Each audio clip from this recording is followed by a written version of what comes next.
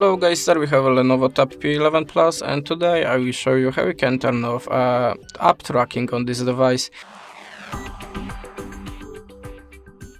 So now I will try to turn off app tracking from the Google Chrome, and to do it I have to open the settings.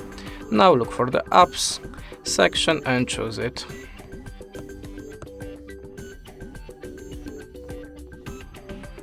Sorry, I can't find it.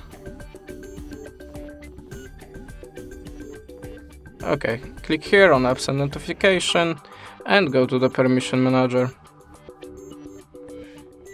Now look for the location and choose it. How you can see, the location permission have a Google on my device and Google Chrome. So I will try to turn it off. Just open the app and click deny. Deny anyway, and that's it. Now Google Chrome cannot track my device anymore. Thanks for the watching, leave us a subscribe or a comment, and goodbye.